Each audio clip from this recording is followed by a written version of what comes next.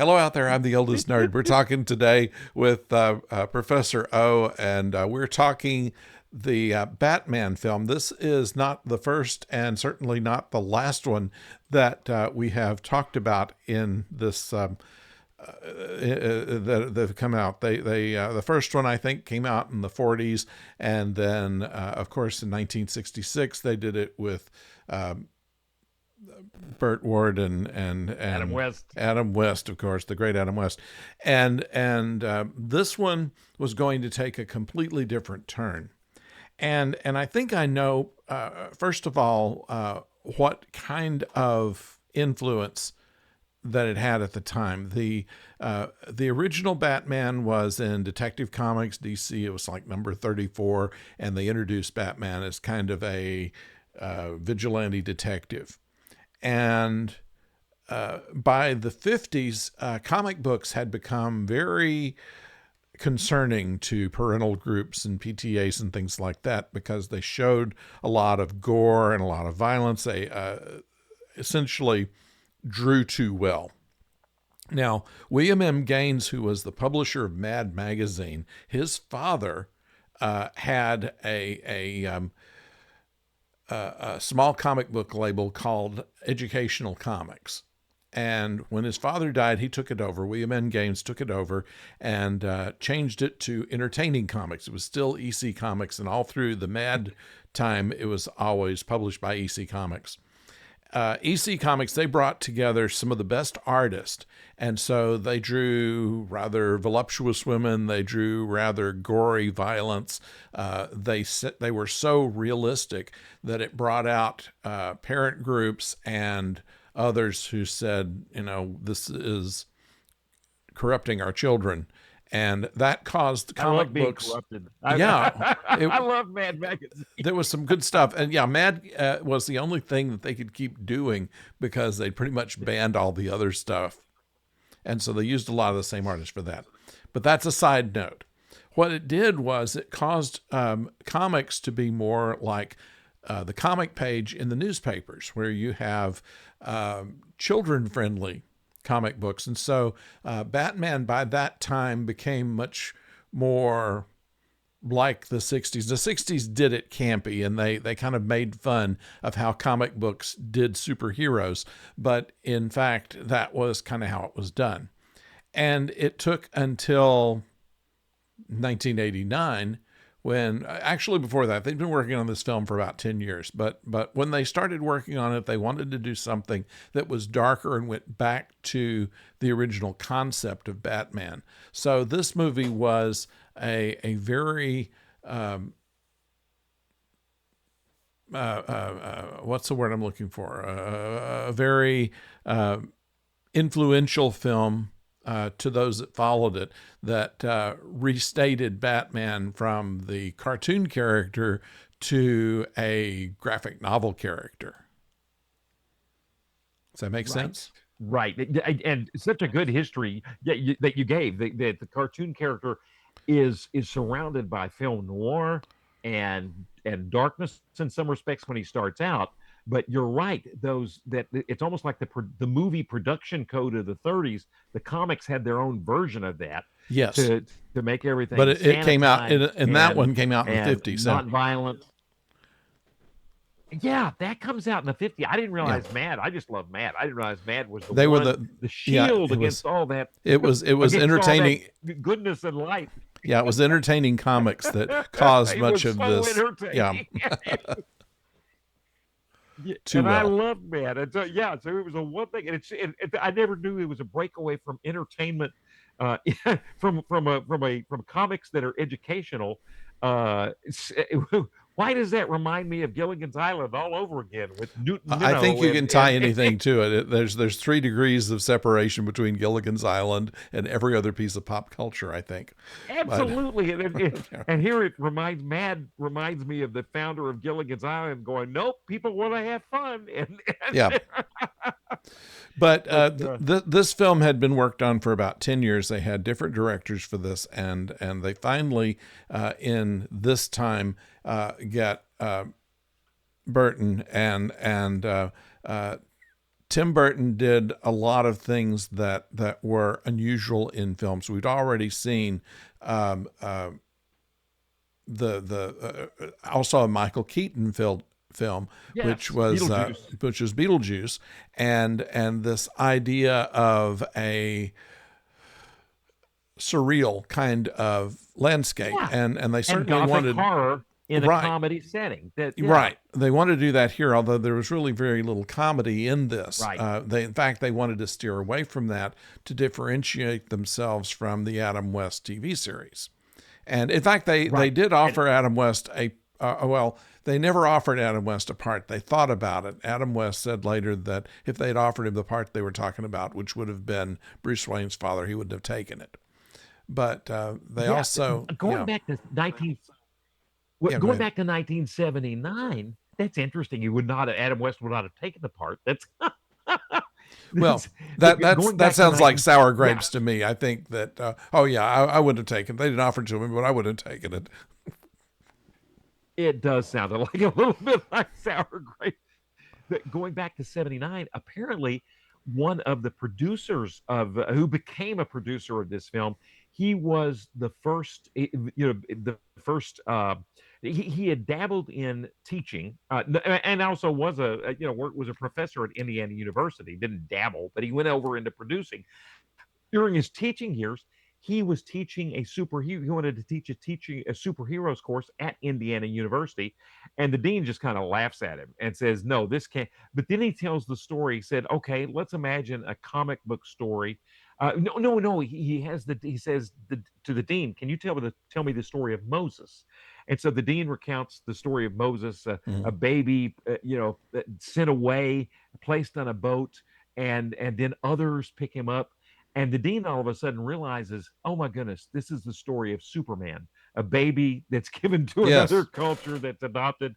And the dean says, sure, teach your course on comics as folkloric history, folkloric literature. And so he teaches, and then he becomes fascinated with when it wants to produce the Batman story, and then goes to this producer, and the producer he met in 1979 had, I think, had helped 9 of 11 done a lot of 007 films, Bond Yeah. films. Uh-huh. And then from there, the project just keeps on barely staying alive. It was turned down by almost every studio until finally it's picked up by Warner Brothers. And so it's amazing. And when you think about it, a baby placed in a, it's almost like that was the a parable for the whole project, of it being turned down, and finally the project is adopted by Warner Brothers. And but yeah, even once it got sort of greenlit, it still took 10 years and a ton of incarnations of various scripts before it finally really takes root in, I guess, the mid 80s, 86, 87, somewhere there, Yeah. finally settling in on a script.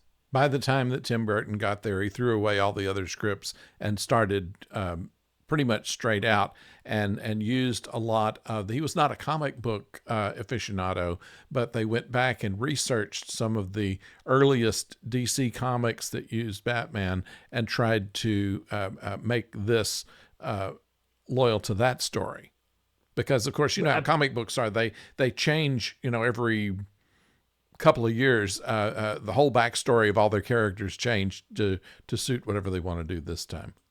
Yeah, that's right. And there's kind of there's thought that the this is more like, it's not necessarily an origin story that's following canon, because there simply is not. There's so many versions of canon out there. You can't really say that this one thing truly happened. You can go back to the original Bob Kane comic strip from, like, from Yeah, the 40s, but there's been so much stuff in between that they kind of, in a sense, it's like a it's an adaptation or a read adaptation. There's no real canon, and I feel there is canon in some respects, but yeah, there's some leeway in the adaptation because there's so many different versions of Batman. And there was a writer named Ham that I'm trying to remember his first name, that was attached to. He actually wrote a pretty good version of the script, but then the writer strike. Amazingly, how many times Right. writer strikes will rear their heads, but a writer strike got him disattached from the script.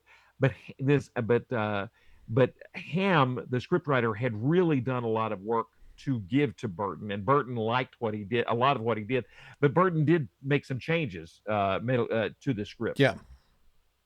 Well, there's something else I wanted to put in here before we get going too far. That Bob Kane was credited as being the creator of Batman, and they went with that even through this film. It wasn't until later that they realized that Bob Kane did the art, and there was another fellow, I think his name Right. was Fingerman or something like that, who actually did, Exactly. and he wasn't credited until very late in the game. But between the two of them, created most of what we know of the early Batman.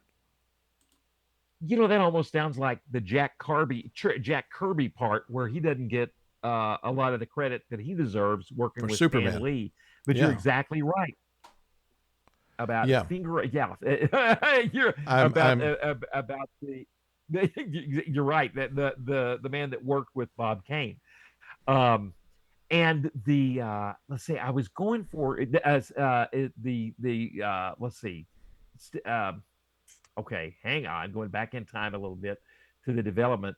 Um, and I know we'll get to casting in just a minute, but the I was looking for the actual, yeah, well, hang on, the screenplay. Sam Ham was yeah. the had written, but then Warren And Spahn had helped, and then most of his script went to the Christian Bale origin story, where he I did goes, not know yeah. that. And the way that movie begins, of course, is he goes off into the East and learns how to fight and be stoic, and that was based on Ham's script. On Ham's script. Ham. This is a little side note as we get into it, but Ham did not feel that Vicky Vale should ever have discovered the Batcave. Uh, that was not in his script. And then he also did in his script, he did not have Batman's parents being killed by the man that would become the Joker. Right. Although, Were some yeah, they went back to, of course, the backstory came later in the comic books, not with the, Batman came along, and there were several stories about him before they came up with his origin story. And the person that wrote the origin story was contacted and said, "Oh, probably if the Joker had been around then, I probably would have made him the one that killed his parents." So it was a guy that was fascinating. named Wetman or something like that. That was the actual That's killer right. in the origin story. And the idea with the parents does come in later with the comics, and yeah, it was Bill Finger and Bob Kane were Bill the Finger, yeah, original developers in 1938. And it's so cool they were still alive. Well, at least Bob Kane was still alive to enjoy the film in 1989. And really, in one backstory video, his wife really chokes up on, she's remembering later and how much he enjoyed finally being appreciated. yeah, um, and then Benjamin Meinker and Michael Uslan, they had purchased the film rights. And Meinker was the guy that was teaching at Indiana University and wants to develop a comic books course. And then from there they really get into then uh, uh, developing wanting to develop the film. And I mean, yeah, wanting to develop into a film and working with the producer. But that's that. Oh, you know what? Hang on, I'm wrong. Meinecker was the producer that they contacted. That the original uh, that the original instructor had contacted. But yeah, and then it kind of, but it was amazing to me, as much interest, because all of this is coming out in 1979, a year after Superman. And you would think that the powers that be would want to greenlight Batman even faster, but they thought Superman was kind of uh, a, a one-off thing, and Yeah. it took 10 years to get Batman, yeah, Well, the problem they had was that fully realized. in between Batman and Superman, they did Annie, and Annie was successful on Broadway, but not so much in the theaters. And so the Warner Brothers people didn't want to do Batman because Annie didn't do well. And they said, "Well, this is nothing like Annie." And they said, "Oh, it was a comic book, wasn't it?" That's, that's how Annie kills the Dark Knight. That Yeah, is amazing. Annie with with her eyes that you can't even see kills the. that's right. That was the Drink weirdest more comic. Ovaltine. Yeah, yeah, exactly. Why does that work? But yes, more Yeah, Ovaltine, please. That's that's a but good non sequitur right there, but it maybe works. by next But Christmas yeah, we need to and do Christmas Story. Speaking of that, but that's a different yeah, thing. and in leading up to Annie too, the Superman series, the Superman sequels were starting to fade and not do as well. And maybe that played into, it's like, well, this is burning out, and then Annie's a comic strip and it didn't do well. But for whatever reasons, that thank goodness that was a game changer in so many ways. That here it is, It a really was. tent pole movie that can support an entire studio. And I mean, we think of Jaws as being the modern blockbuster. This It really takes was. It cost. everything to another level. Yeah, let's listen to this. This is the budget for it, $35 million to make this. And by the way, they did this with Right. no CGI. There was no CGI at the time. Everything was done with models, with mats, and practical effects. And it grossed 251 million in U.S. and Canada. Worldwide, 411 million, and Yeah. it made its money back in the opening weekend in the U.S. Can you believe that? Yeah. That's It's even amazing. with Jack Nicholson taking his huge share No, because actually, he knew it was going to be big. he knew it was going to be good, but he got a percentage. He was usually getting $10 million per picture, but he took six for this plus a percentage of the marketing and residuals, and he ended up making Wow. like $60 million on this film. I wish I could come up with a good Jack Nicholson quote to go with that, but yeah, there that's You can hold 60 it right, million. That is right, phenomenal.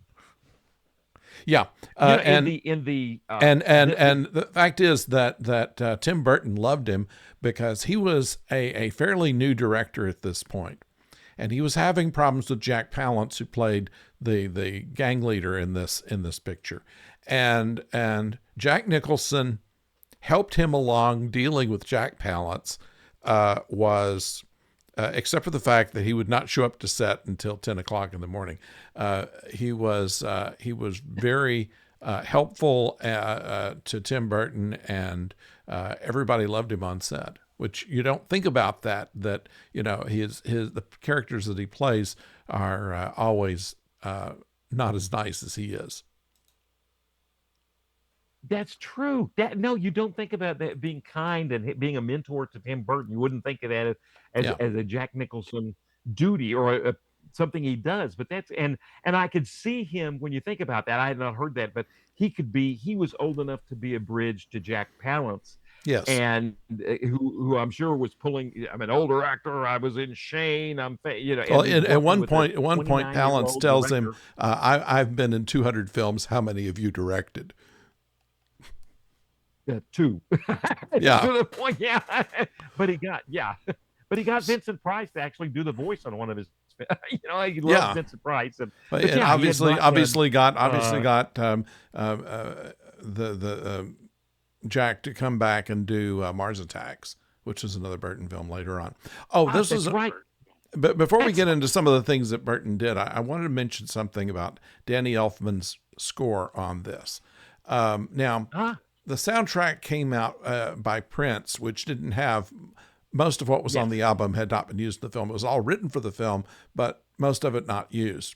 But the actual Danny Elfman's soundtrack is one of the best, I think. From the very beginning, you get the whole idea what the film is about just by the sound of the music. It starts off with this foreboding sound, and then you go into the brass, the heroic cadence kind of thing for Batman, and then you go back into the darkness of Gotham and all that. And I thought that really it was one of the best movie soundtracks of its time.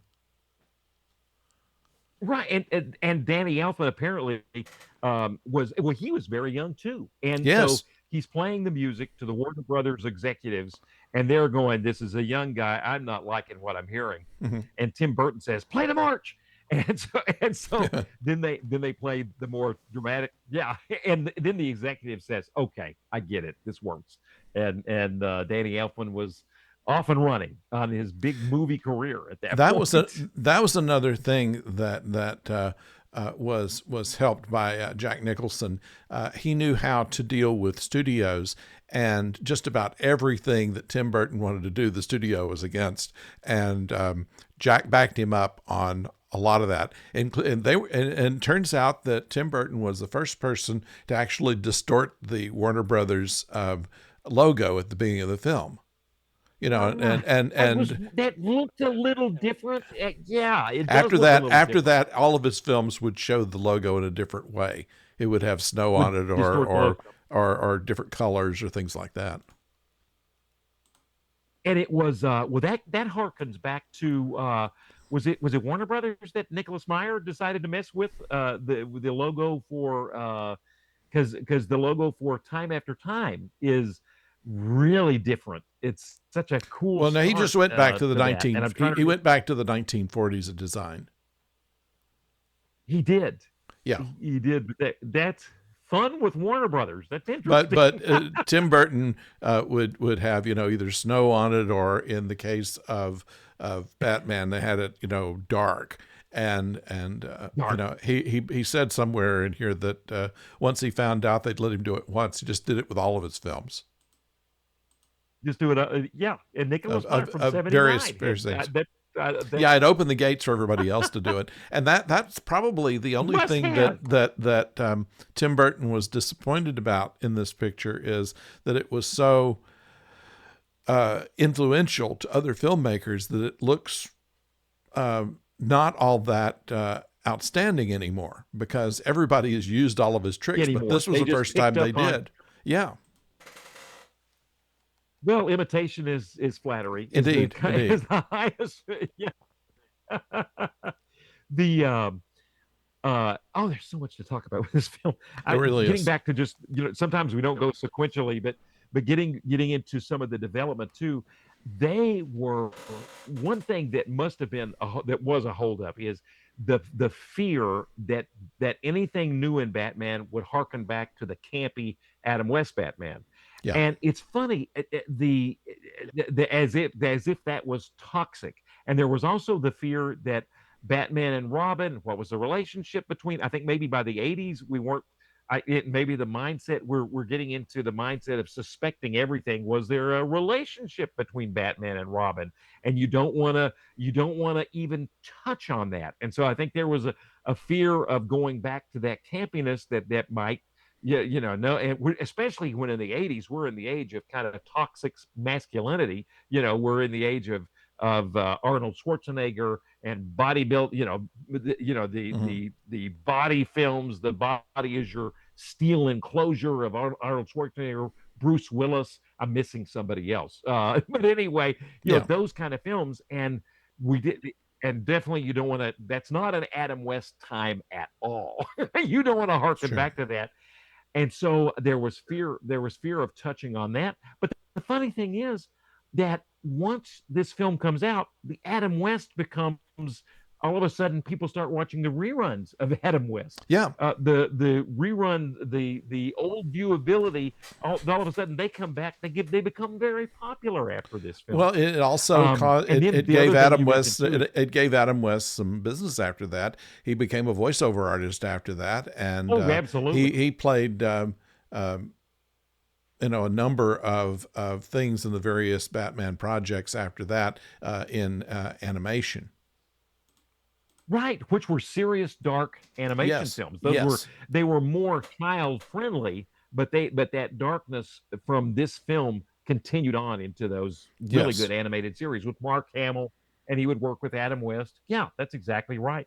And then Michael Keaton, they were scared to death of the casting. The Batman fans thought that Michael Keaton meant they It was thought going to that be a that comedy. casting Yeah, was signaling, oh, we're going back to Adam West. It's going to be campy and funny because that's all we thought yeah. of Michael Keaton as being in was a comedic. Yeah. Well, even Michael Keaton was kind of And concerned about this. Why do you want me to do this? And he started working out and things like this. And I think it was Jack Nicholson came up to him and said, "What are you doing?" And he says, "Well, I'm working out, for the part." And he said, "What do you need to work out for? You're supposed to look like somebody nobody would suspect would be Batman." that is amazing. I didn't know that. He says, "What are you?" Yeah, because he's trying to get into that hard body, image that we Right. were going through. I mean, geez, we had Terminator. I feel like I'm leaving. I know I'm leaving some out. There was some other actors with that hard body image. Oh yeah. Anyway, yeah, there's one that made a script based on. Anyway, Yeah. but yeah, that was the age of the hard body, and Bruce Willis kind of, and but no, he did this. Michael Keaton was going to be different than that, and yet not comedic. There was, if I can pull it up, there was a quote from really interesting book you can find. I just found it late last night, but this was a quote called "Reboot Culture," and this was a guy named Bob Zimmy. This is the fear. He's writing for the Rolling Stone before the movie comes out. This reflects the fear that Batman fans of what Michael Keaton was bringing to the project. And so it says, so a vast sector of the Bat community was vehemently, they were afraid. Upon learning last year that Michael Keaton would indeed be Batman, the definitive cinematic Batman, no less, Bat heads were disconsolate. In Keaton's hands, they felt Batman would become a Weisenheimer, a snarky Weisenheimer, Mr. Mom in a cowl, they thought. Um, Or Reacting and Johnny seeing Dangerously. Batman treating the treatment. Yeah, exactly, exactly. Treating Batman as a comedy is like the Brady Bunch going porno, wrote a fretful fan, one of the tens of thousands who swamped comic fanzines with disapproving nerd mail. The common refrain among disbelievers was Keaton has no chin, not enough hair, he's scrawny, and he's distracting, and it's just not going to work. And none of that proved to be true. Keaton, Well, like we said, because Keaton. Keaton just Yeah, played a different. he really Yeah, did, and he was concerned about that too. And he went up to Burton and said, should I wear contact lenses? Should I do something to make myself look considerably different? And they decided not to go that way, but it was Keaton's idea to bring his voice down into this growling whisper so that nobody would recognize the voice, because ah, he was concerned, getting into the part that that it would be too easy to recognize him even in the mask. And so it was his idea to do the voice that way. And ever since then, every other Batman has done this gravelly voice. that's definitely different than Adam West. The voice change was, yeah, Yeah, yeah, and the demeanor. It was, and and everything previous to Keaton had been this comedic, a great comedic actor, but sure. not this. And man, that changed his career too. He got much more serious parts after that. It Uh, did. It but did. Although it was difficult for him to live down the part of Batman, and it wasn't until Birdman came out that he finally kind of cleared that out of his system. And that was kind of a hey, story about Michael Keaton's career if you watch Birdman, which we ought to do one day. But we want to do one day. You're yeah, right. That is the this, story of his. that it was a good And film. I liked his I liked his follow up for this in oh good grief. I mean the film that the film The Flash, where he comes back as made maybe within the last 5 years, I want to say four Yeah, years, The yeah, Flash comes out, and he reprises, but he let him age as Batman, and it was that was the best part of the movie. That was a terrific part of the Flash. I love seeing Michael Keaton come back. But so yeah, so you get Michael Keaton. How about other casting? Kind of as we're going into the development of the movie itself, there's so much behind the film, Yeah. and getting this thing made. You look at it now, it just seems like it's inevitable. You're thinking, why did it take that long? And there was so much excitement surrounding this film too. But how about Michael Keaton gets? Were there? I remember two of the other people they looked at were was it Bill Murray? No, no. As Bill Murray as being Batman, Yes. or and okay, Or it was Eddie Bill Murray Murphy as the as is being Robin. yeah, Eddie Murphy is being Robin and Bill Murray is being I think they thought of Bill Murray as Robin too, and Bill Murray said, I'm not going to get into tights and be somebody's second banana," and so he dismissed that pretty well. And There were a number Robin of Williams people. was talked about too. Yeah, yeah, and there's a whole thing about that. Robin Williams was promised the part of the Joker.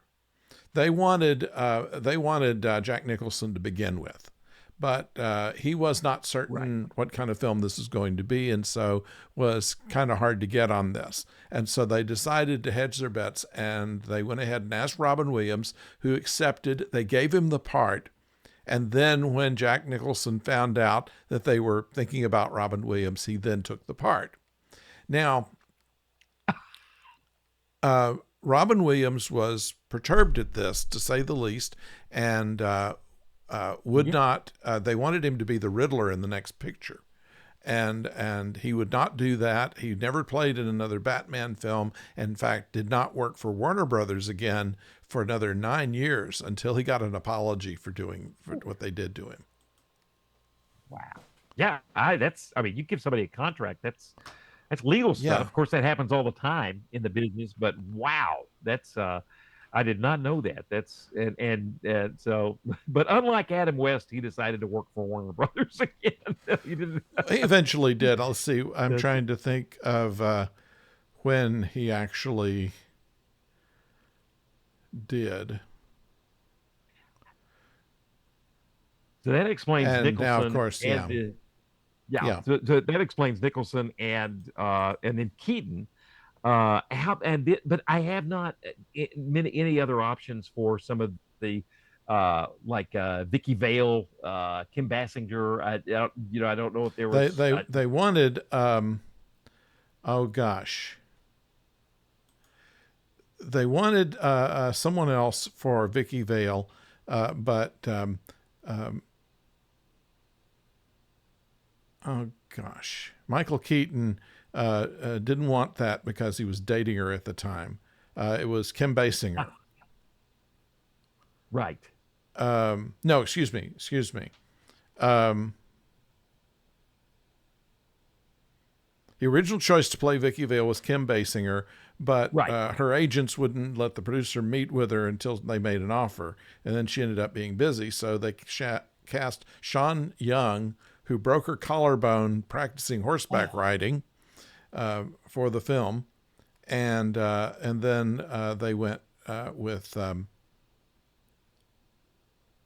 and then Basinger accepted the part after they had to drop Sean Young.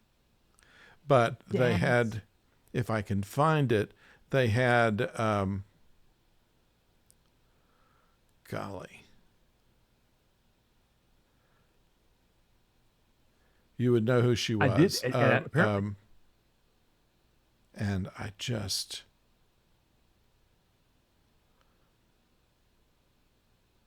but anyway, one of the people who was considered for her was someone at that time who was dating Michael Keaton. She appeared ah, in the next film after they weren't dating anymore. So that's all that. I'll find that in a moment. But I did it see that, and I gotta admit, there's so much to research for this film there that is. I'm yeah. And apparently Tim Burton liked Willem Dafoe, but he was unknown at the time. Yeah, But this edgy, and that would have been an interesting Batman, Willem Dafoe. And apparently, some of the other choices for the Joker were Tim Curry, David Bowie, John Lithgow, Ray Liotta. Those are some interesting James Woods people being considered. But and Yeah. then you're exactly right about Robin Williams. Lobbied hard for the part, but then it ends up going and they did not do him right. Actually, not lobbying, but he gets him signed for the part. But some fascinating. But Willem Dafoe, that's the first I'd heard of that. That's an uh, interesting choice there, and he became he was so good in the Spider-Man films. Definitely edgy. They did cast him correctly in the Spider-Man films, so he finally. But that's a full 10 years later. That's true. That's true. I mean, it's amazing that this film got made, and you kind of wonder what it would look like in 6 or 7 different scenarios that they had set for it, and with 6 or 7 different actors that they might do that. And You know, I do like the script. It's you mentioned that how it gets made, and so it's not a full blown Batman Begins is much more of an origin story than this. But this so it kind of it's an origin story that kind of begins in the middle, but we then harken back to yeah, we get back to and we finally see his parents in memory. But to me, that worked really well.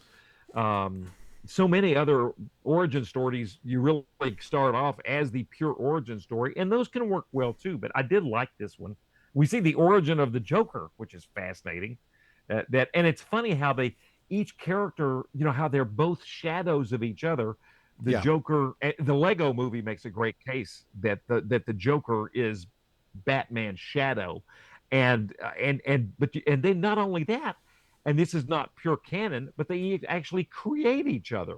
And of course it's not canon at all that the Joker kills Batman's parents, but then Batman and thereby creating Batman. But then Batman creates the Joker when he goes into the chemical vat. So yeah. It's an interesting thing they pointed out here that Bruce Wayne, or at least Jack Napier, first saw Bruce Wayne when he was a child. Then Batman first sees Jack Napier as an adult. right. Then the Joker sees Bruce Wayne, and then Batman sees the Joker, and so basically the two characters have seen each other in both of their guises In without both their necessarily alter knowing egos. one was the other. Yeah, That's exactly right. And it was the line when Batman decoded who Napier was, it was that line he talks about being in the moonlight that Batman was able to remember that from that was yeah, really well done. I know that there were probably pure aficionados that know this is going against canon, but I had no trouble with that. I thought just beautifully done and talking about lines, my a favorite great. line in the movie was when Knox is looking at this suit of armor, and Bruce comes and says it's Japanese, and he says, "How do you know?" He says, "Because I bought it in Japan." Yeah, there are some great. Then introduces himself. As dark as it is, it's got some great comedic moments. Uh, that's Yeah, the what Jack Nicholson. You can tell he's fully gone insane as the Joker, and I think he really means it. Beauty and the Beast. And if somebody were ever to call you the Beast, I would rip their heart out or whatever, rip their yeah. neck off if you because he's the beauty and just yeah, but there's some nice sometimes superhero movies will just never let up and never get I guess you could as much as I love the Christopher Nolan films, you can say that they're just pretty unrelentingly dark. But this has some nice moments of levity amongst the darkness. You have to have it, I think, in order to keep it from being just too depressing. But Yeah, I found it interesting in how they put Batman versus the Joker. They were both psychotic, essentially. right. And that's where that Lego movie shines. It absolutely the Joker. It actually in that film is trying to say to Lego Batman, See, you're actually kind of a little bit insane, just like me. In fact, is in that movie, the Joker, in trying to show Batman just he's off kilter, he comes across as the sane one in that film. Yeah, but you're right. Really, I They're mean, both well, there's a line in here where the Joker says, "How is it that a guy dressed up as a bat steals all my press?" right, right, exactly. And there's bats in my belfry. Yeah. Well, you're going to have a lot of that. there's That's there's comic book insults. Comic book insults where you make all kind of puns on how the superhero is dressed. You know, it's that kind of and thing. But Mad Magazine did a good job with that too. oh when yeah, you yeah, getting back to Mad, that's true. That's where they get. but that's and oh, one thing, did we mention the and I know we're still working on to the film. In '86, Frank Miller comes out with with Batman Returns as a Yeah, dark comic. So many things that go into the development. I can't remember, we mentioned it. And then the other thing is this second version of the his last name is Todd. Batman is Robin. The second version of Robin had died in the '80s in comic books, and yeah, so they'd killed him off. And so just a lot of background stuff getting into the film. And then the film, one thing, you start watching it and the production design, I think, starts, you're thinking of what are the things that are really striking you in this film, and the production design is incredible. um that just the and the design of the car, Anton First, FURST, yeah. just puts his uh, mark on this film. Yeah, the car itself was its The own character, I think, and that was based on the design in a 1950s era comic book for the Batmobile. They had very, I mean, you know, everybody that had a car had something that looked kind of like a 1940s car in the old 40s comic books, but by the 50s they had this jet engine looking thing, and they also merged that with a Harrier jet, one of these vertical takeoff and landing planes, which were just getting popular at that time. That's true. Just coming off the Falklands War with And the reason with they the did that, British. the reason they Yeah. did that, yeah, the reason they did that was after they had the prototype for the car built. Burton was saying, "Where are the doors?" And they didn't have any doors on the car. They had forgotten to put that in, and so that's when they come up with the sliding canopy, like you have on a Harrier jet. Oh my goodness! And that worked beautifully.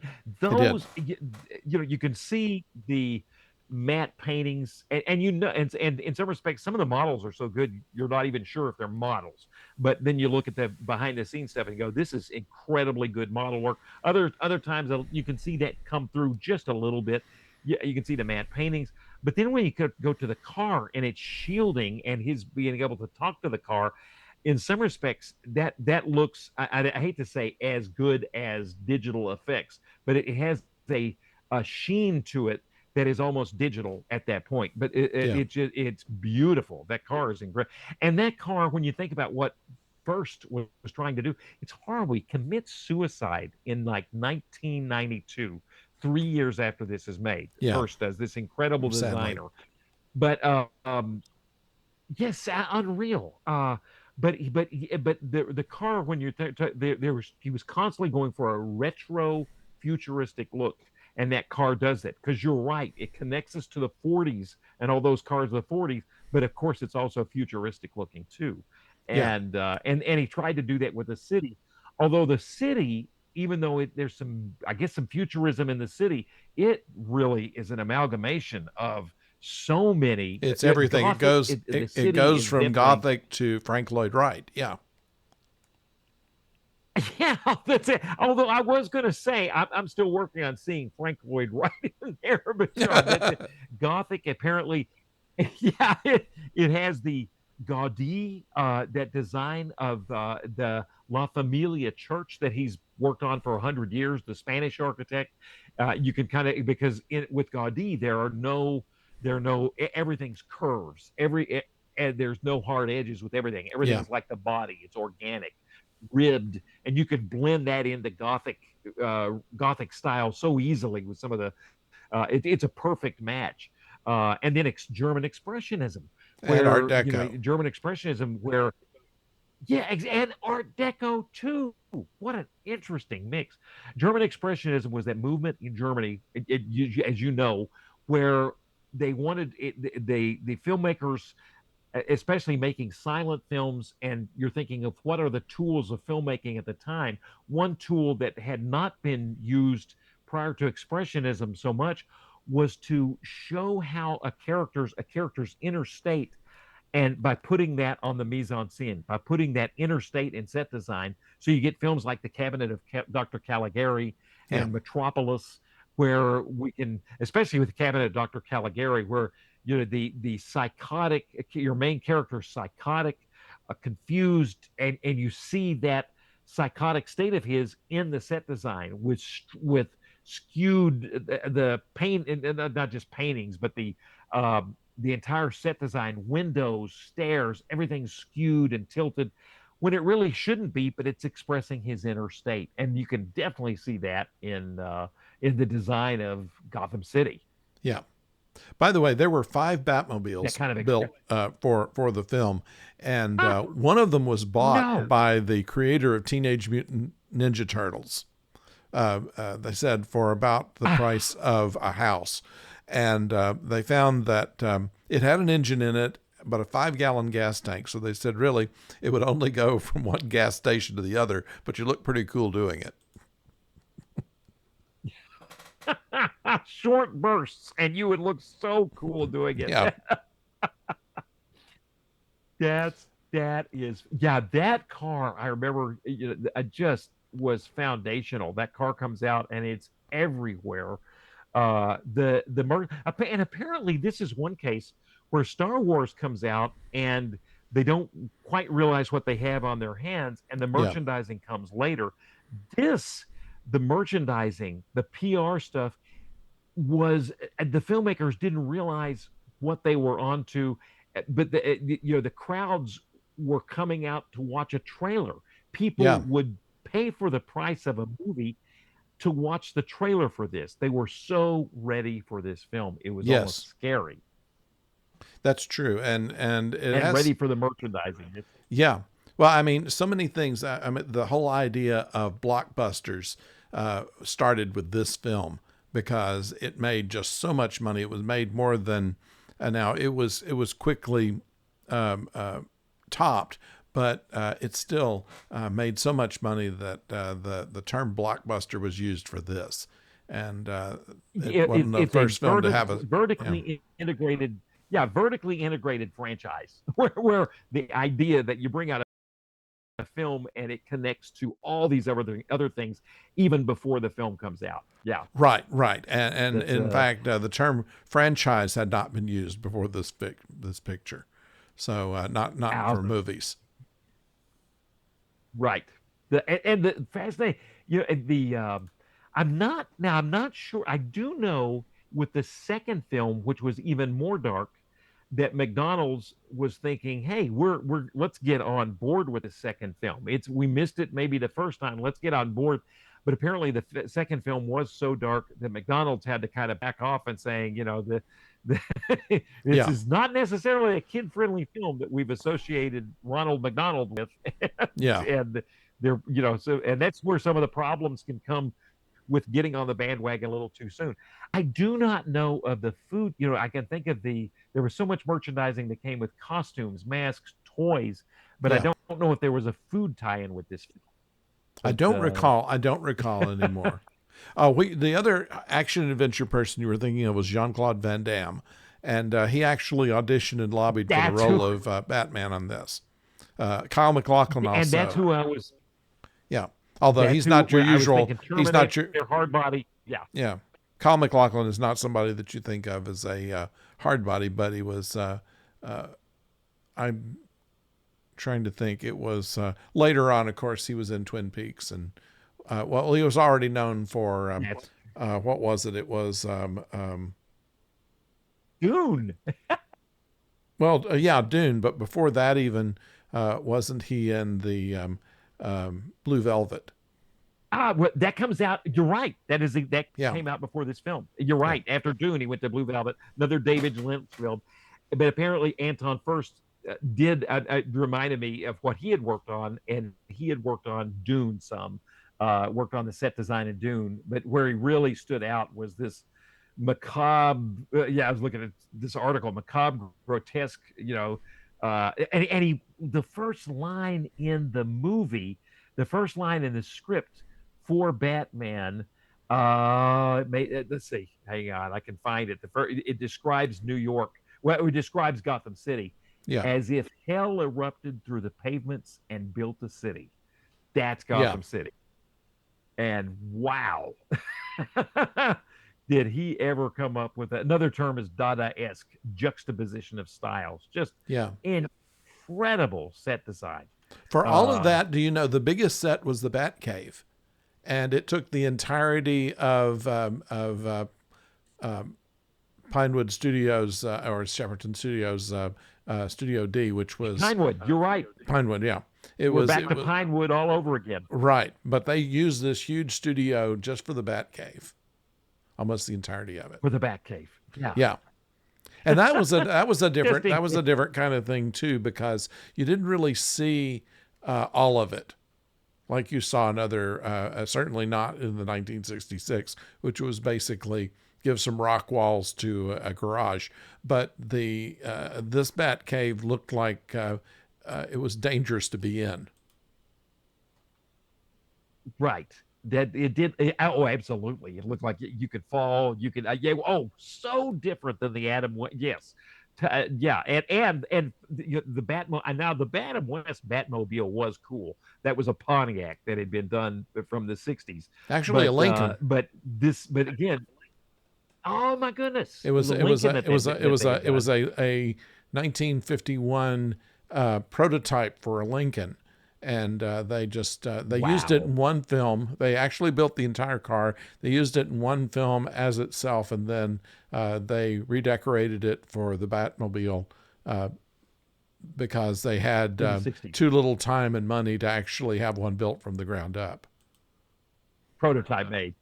Yeah, With the there was a couple of things that, as you know, in thinking of the film, one couple of things. Well, oh my God, the Flugelheim Museum sequence is yeah, incredible.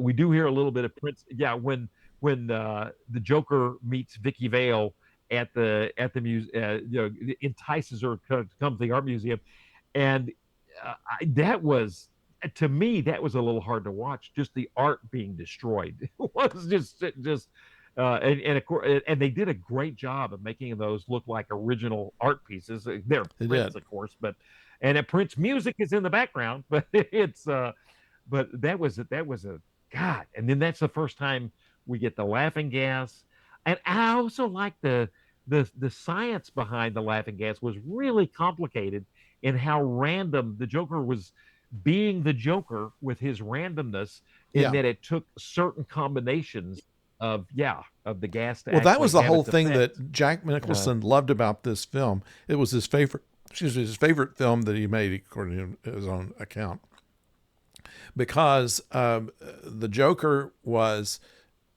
basically outlined as being someone who just had no limitations on himself.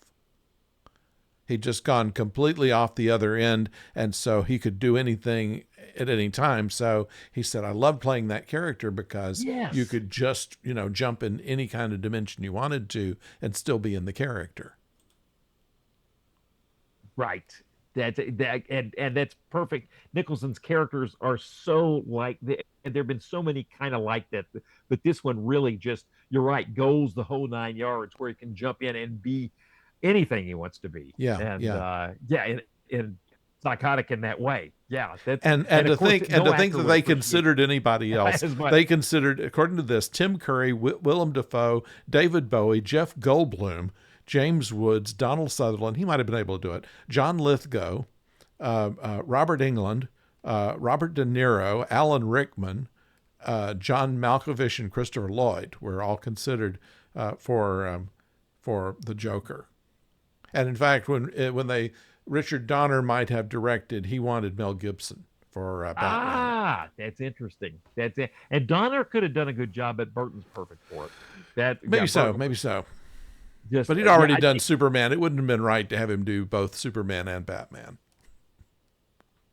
yeah, and Superman had the right feelings, the right vibe that Donner or the right everything was kind of Donner brought that kind of classic superhero, but this is different. And by Yes. 1989, um, yeah, it's a different kind of world too. And I think had we already started to get into, you had the wall falling in 1989 in Germany. Of course, all of that is preceded. There's stuff going on. It just feels like maybe a more chaotic world that we're starting to edge. The world we live in now, to tell you the truth, we're starting to edge into it. And this form of Batman with this with this villain was perfect for it. Just matched the time and you get that zeitgeist. Here was the Joker. The line was "Dance with the devil in the pale moonlight," and Yeah. that was the line that Bruce Wayne. There was one little thing. This is just and the mayor reminded me of Ed Koch. You know, when you see the mayor in New York, it's got to be. It Oh just yeah. looks just like him. He wants his party. He's They did 200th that. They did that in anniversary. that's the one thing they carried on from the 1966 Batman. And George Lindsay was the mayor of New York. The mayor of Gotham City was Mayor Linseed. And That's so right. in this case, yeah, they were doing it Mayor as Lindsay. yeah, an Ed Koch kind of character. So yeah, there was that. Oh, and yeah, determined to have this party and the Hmm. celebration. And then at one point, you're looking at two TVs in the film. This is just, and Koch is making, I say Koch, the mayor is making an announcement that the party will continue. No, no, no. At this point, he's finally given up and saying, no, we're not going to do the party. There's just too much chaos in the city. And at the same time, on another monitor, there's the Joker. And he's saying, okay, you're not going to have a party. We'll have an alternative party. I'm gonna release $20 million tonight just in cash for people. Come to my party. It's going to be great. Cash will be falling from the skies. And then he pushes the mayor off with a cinematic wipe, and he pushes that other TV away. And it's just so well done. He does it with his hand, but it's like the old Star Wars wipe, which would have been a wipe from the 40s too. Right. And it's just amazingly well done. There's the background stuff with TV is really kind of cool, which of course would have been by the 80s. Well, I mean, there's a long history of going in film, going behind the scenes in TV. You think of Face in the Crowd. There's some fantastic stuff, but this film Yeah. really did some good stuff with behind the scenes in TV. The anchor is the first one to succumb to the laughing gas. We see, Yes. or at least we realize it's a problem when she laughs and then dies. And then the TV people can't wear makeup anymore. Right. And so they're full of acne and yeah, their hair isn't combed well and that kind of thing. It was a clever little thing here. This film was so That was yeah, that successful. was This film was so successful that they inspired the next year Dick Tracy with Warren Beatty, which bombed badly. The Shadow in 1994 with Alec Baldwin, which bombed badly, and The Phantom in but I 1996, which like that movie. I don't even remember the Phantom in Oh, 1996, honestly. But I I do do not. I saw The Shadow, but I don't remember.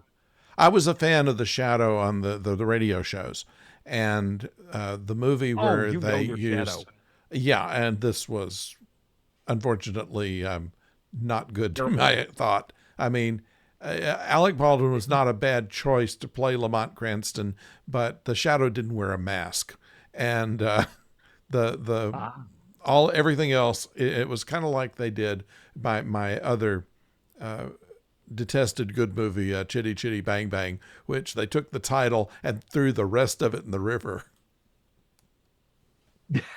it sounds like it. Yeah, and the river it did hit. Yes, that's. Yeah.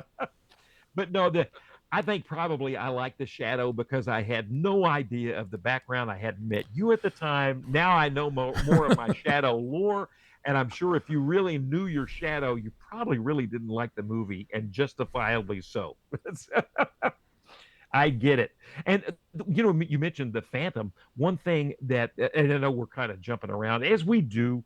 One thing, apparently, either Nicholson or Burton had seen the Phantom of the Opera and decided they changed. That was one of the last things they did in revising the script. And there's some interesting. One of the producers talks about, the script is a living, breathing thing. It's fine to make changes as you're shooting. So that inspired the idea that the Joker takes Vicky Vale all the way up to the belfry of this huge cathedral, which in scale it's twice the size of the La Familia Cathedral in Barcelona. This Gotham Right. Cathedral is gigantic, They wanted to be the and tallest so building in that Gotham City, inspired. and they did. Yeah.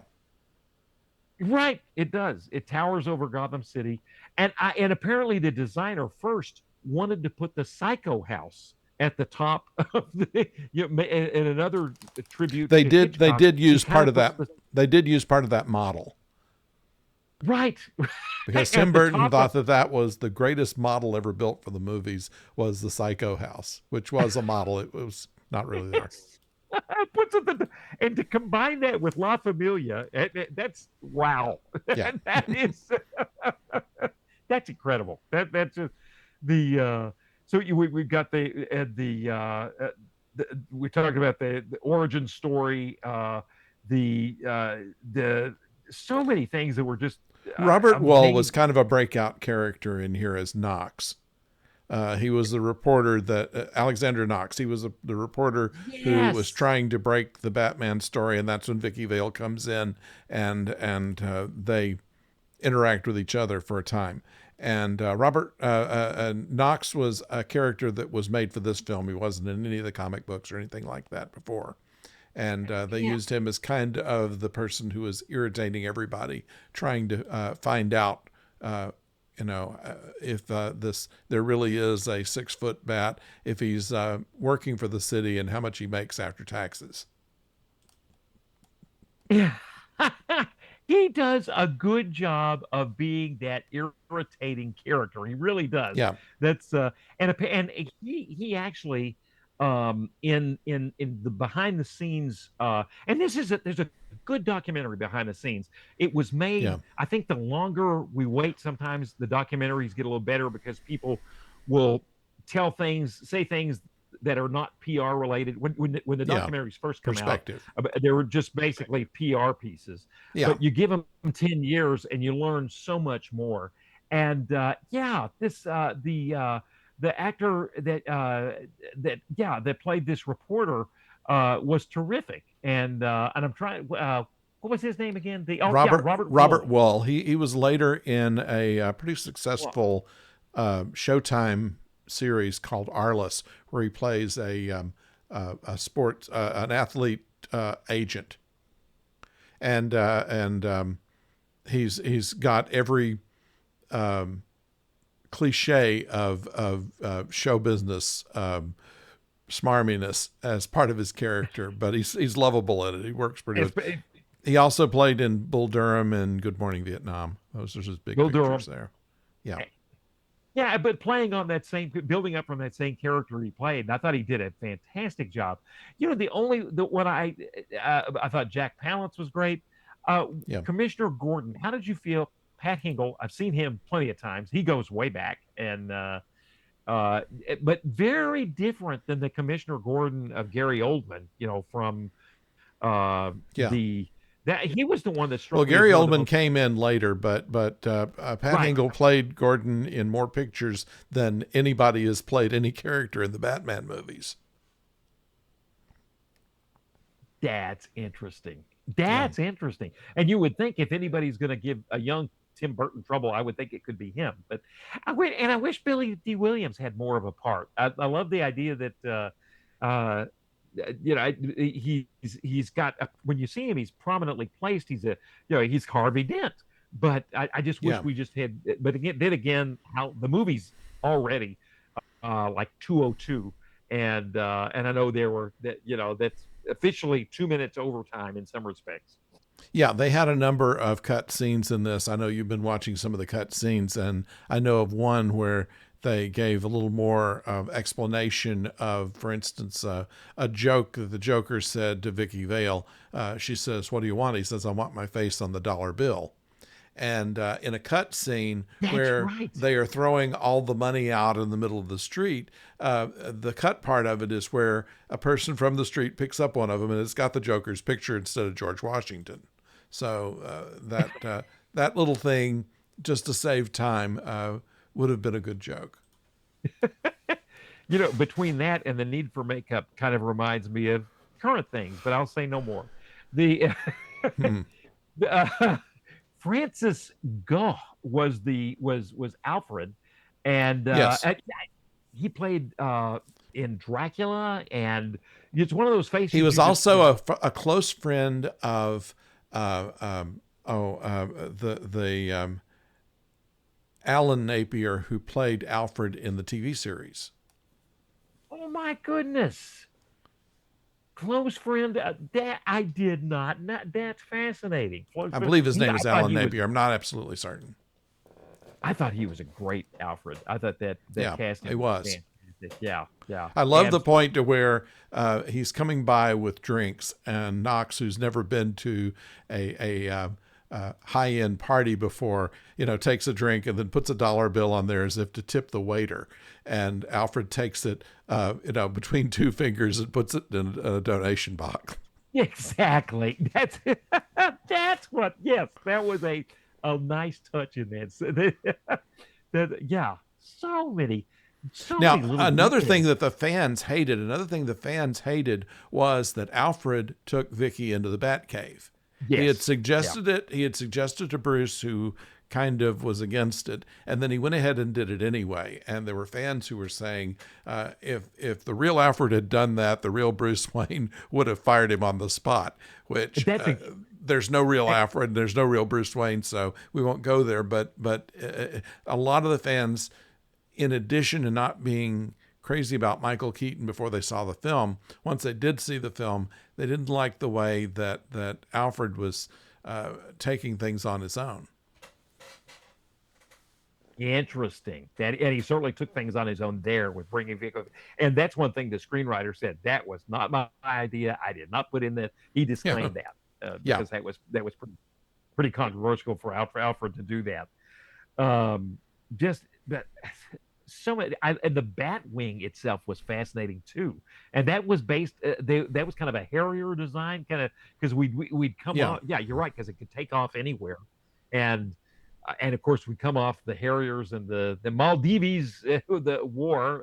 That's the Falkland War, but that was a beautiful design, and just I love the fact I did not see this coming at all. But the Joker with his ridiculously long gun, and it's going to happen. At first, you think, well, Batman's going to take him down. Another part of your brain is going, no, he can't take him down. This is not the end of the film. But he's coming in for it. And it was so cool that the Joker just pulls out that ridiculous gun and in one shot takes down the plane. That was, It works kind of in there two is a ways. lot Yeah. of, Yeah, it works kind of in two ways. yeah, One, the gun itself is kind of silly, and secondly, the idea that you could shoot down a plane with a handgun is silly too. But with a handgun. yeah, there's some people who've done um, uh, some retro explanation of this by saying, well, it would have messed up his radio signals and caused him to crash. There, yes. Hey, I love nerddom. We are nerds, but Yeah, yeah. That's yeah, that would I love that part of the film. That's and a good investigative story, kind of get it. One thing that was interesting that I have to ask you about too, the Joker, and it's just another part of the randomness. All of a sudden, the Joker becomes obsessed with pictures and he's cutting pictures out. He's surrounded by pictures. And I will admit, I lost one thread. There's a connection even to the CIA, and you may not have the answer to this, but he's cutting out pictures, CIA photos, and that one, I could, and all of a sudden, the Joker and you could see him being obsessed with conspiracies. He's trying to find out who this Batman is. Maybe that's part of it. but then it's just kind of an interesting scene that kind of Yeah. Oh, a little interesting thing here. There are three actors here who have been in Star Wars pictures. Lieutenant Eckert, played by William Hootkins, was Porkins in Star Wars. He was the ah he was the one that got, I think, fried. Let's see.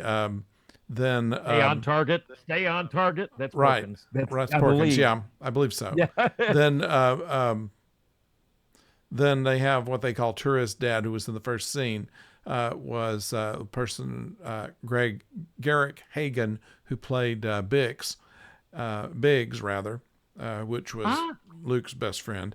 And then, of course, yeah. Billy D. Williams was Londo. Billy D. Williams. Yeah, that would have. Yeah. Yeah, I would have loved to see yeah more Billy D. Yeah, but of course we don't see the Harvey Dent story fully unfolds in this film. But you really, if you're kind of looking at this as such a reboot of not necessarily an origin story like we talked about, but building on and a reboot, you could see the crime underneath. That's another thing. Hell erupted from underneath the sidewalks. How much crime there is in Gotham City, which is a no-brainer if you've followed, been reading the comic books and Frank Miller, but I think it just you kind of lose track of, what are some of who are the antagonists, and so much crime in Gotham City, so much corruption in Gotham City. Yeah, Yeah.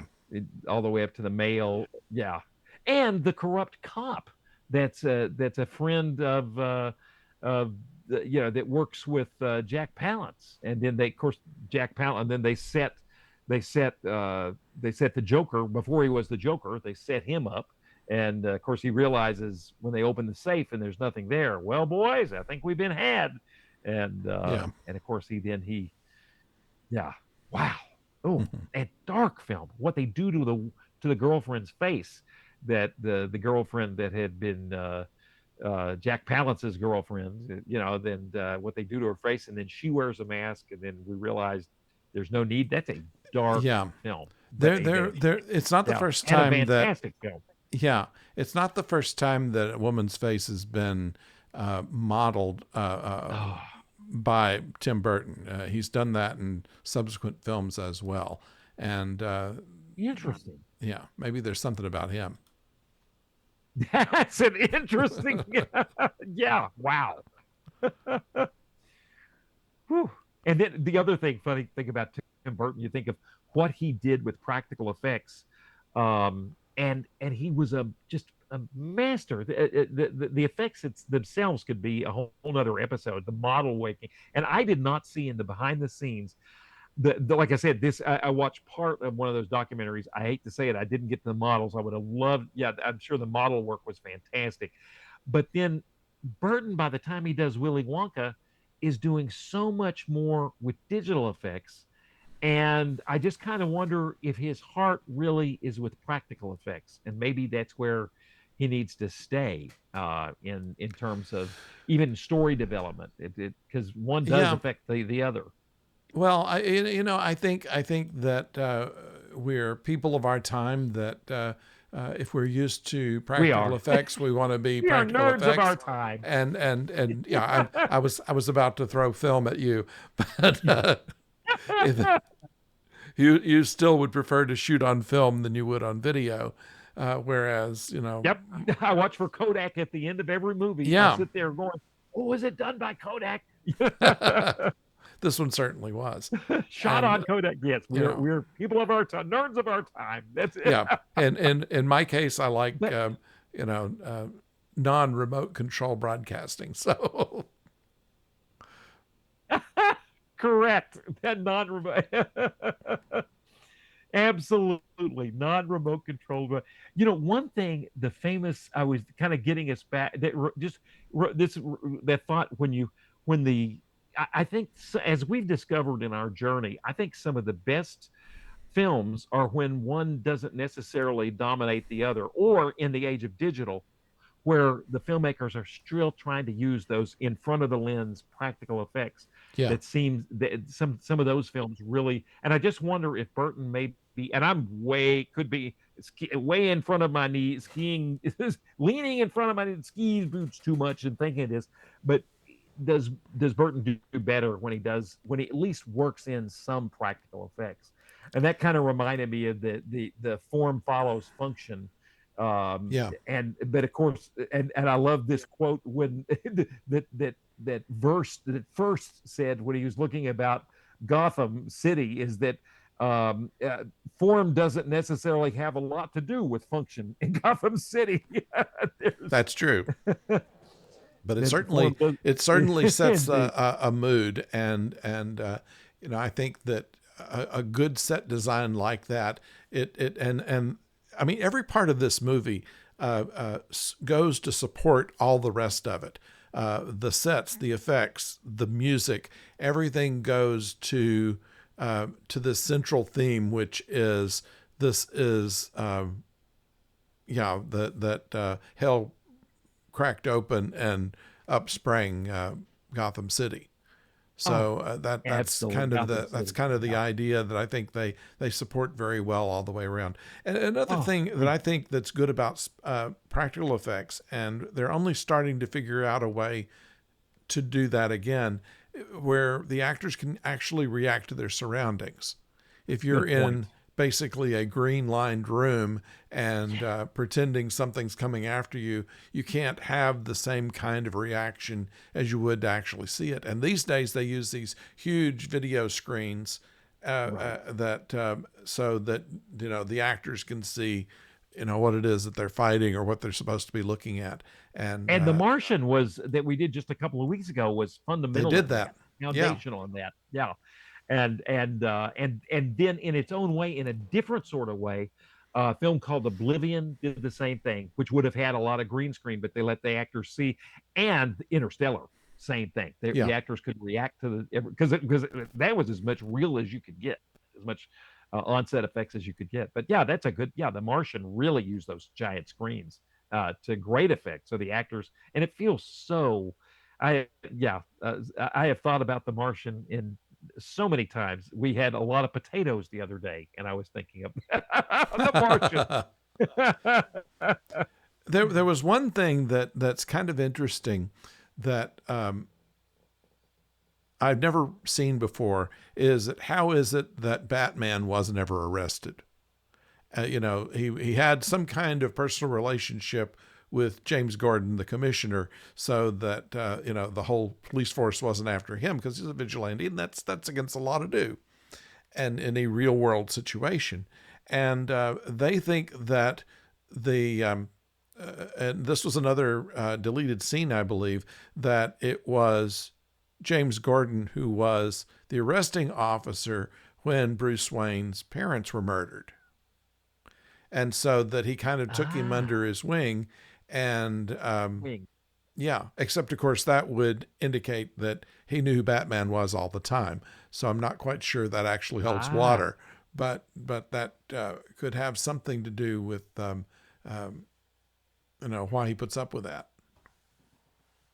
but Gordon would always would watch out for Bruce Wayne as if Yeah, he was, yeah, or watch out for Batman. Yeah, watch out for Batman as if and that therefore interest know his secret, that but just not admit it that he does. right. That that's an interesting question. That is a It's taken really us an hour and 18 minutes to come up with it, but I mean still. well, and and when I think of Commissioner Gordon in that sense, having that kind of a uh, sensitivity, I'm back to Gary Oldman. That's in imagining imagining that kind of. There's so many different. It's amazing how different actors give you different kind of a color template for the way they color how their characters might be or react. Um, this reminds me of Professor J, who works at our mysterious radio station, not to be named, but if there, Professor J, I believe, has an incredible collection of Batman cars. If I'm not correct, if I'm He not does. incorrect, He does. in his office, He does. I always He has a associate him with collection. Star Wars. Yeah, he does have a collection of every Batmobile, including a lot of the comic book stuff. And yeah, it is somewhat of its own museum. It is. It is continuing the tradition of the Gotham City radio station that are a lot happier than Gotham City. I'll say that. But yeah, where you could get a squirt of Coke for 25 cents. The coolest little retro Yeah, machine at that radio station. that's right. I remember that now.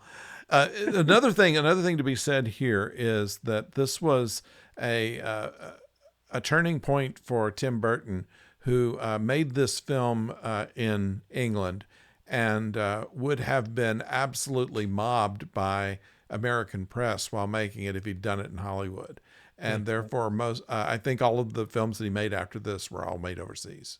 Yeah, he definitely he said he could had the run of 18 studios and yeah, and a lot less because the build up to this thing was just tremendous. Yeah. And yeah, yeah, that's yeah, and England, so many of the films we've covered have been shot at either Shepperton or Pinewood, and just they've done incredibly well. The Well, facilities, the American studios used to have big sound stages and big back lots, and they started finding that the real estate in Los Angeles County was just too valuable to make movies on, and so they'd go and, especially in the late '60s, where everything had to be done in location. That made it seem like it was redundant to have all of that, and I think they probably regret not having those huge studios and big backlots anymore. you're right, because that whole on location thing, comes about from the French New Wave, where they're shooting things in France, and of course, then Hollywood's gonna get any hot idea. So we'll shoot on location, and Bonnie and Clyde was fantastic for being shot on location. Yeah, But on the other hand, just to then sell the studios, it always comes back to a balance of things, and you realize how many good things can be made in studio with more control, and yet still maintain a spirit of improvisation, but have all the things you need with the studio. This where that the studio can offer to give you that whole world building experience, and Pinewood still has that. yeah, it's Yeah, true. yeah. Well, I think we could go on for another couple of days talking about this particular film, because it really did set the stage for a whole lot of similarly styled films that followed it. But Yeah. I think that we've said what we need to say about this one, and as always, I appreciate you being along, adding the academic background that you have in analyzing these things, because I generally stop and saying, "Oh, that was a good film." Oh, no, no. Professor B. No. It's a good joint thing, and the only thing I'm noticing is I'm thinking of putting Vicodin on my potatoes and getting some Coke, so it must be nearing lunchtime. Is I understand that. Well, I thank you, and I thank all the listeners for joining us today. We'll be back next week, and until then, don't go far.